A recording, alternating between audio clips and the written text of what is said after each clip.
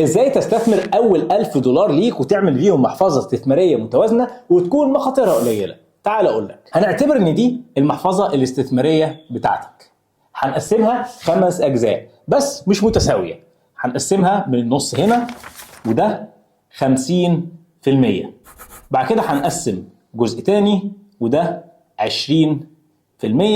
بعد كده 10 10 10 وبكده يبقى عندنا ال100% بتاعت المحفظه. طب يا ترى ايه الحاجات اللي موجوده في كل جزء؟ ال 50% اللي هنا هتبقى عباره عن ستوكس، عباره عن اسهم في البورصه الامريكيه. ال 20% الثانيه هتكون عباره عن جولد، ذهب. دول عباره عن ايه؟ ال 10% الاولانيه عباره عن عقارات، ال 10% الثانيه عملات رقميه، وال10% الاخيره هي عباره عن كاش. انت كده بالظبط عملت اول محفظه استثماريه ليك ب$1000. ممكن واحد يقول لي طب استثمر في ايه في الاسهم؟ يا ترى احط ال 50% او ال $500 دول في ايه؟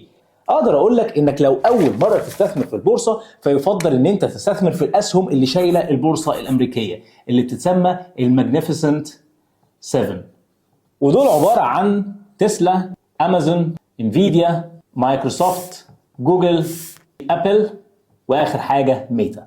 طب نيجي للذهب. تشتري في ايه ويكون شريعه كومبلاينت؟ تقدر تشتري في GLD، تحط فيه ال$200 بتوعك.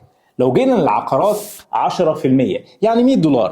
هتعمل بيهم ايه ال$100؟ تقدر تستثمر في حاجه من استثمارات الكراود فاندنج اللي بتدي لك اكسس انك يبقى عندك جزء من العقار من غير ما تحتاج يبقى عندك راس المال كله.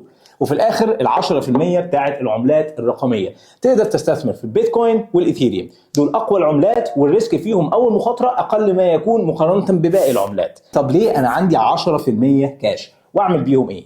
ال10% الكاش دول موجودين للفرص، لان في فرص بتظهر فجاه قدامك سواء للاسهم او للعملات او للذهب، وبتبقى فعلا محتاج ساعتها يكون معاك الكاش. عشان كده يفضل ان انت تحط ال10% الكاش دول في المحفظه بتاعه البروكرج او الوسيط التداول اللي انت بتستخدمه، ما يكونوش عندك في البنك، لان التحويل وقتها بياخد وقت. انت بتحتاج تاخد القرار فعلا في نفس الوقت. وبكده تبقى عملت اول محفظه استثماريه ليك باول $1000. لو عايز تعرف تكمل ازاي وتتابع استثماراتك دي ازاي، اكتب لي كلمه انفستمنت او استثمار في الكومنتس وهبعت لك لينك فيه التفاصيل.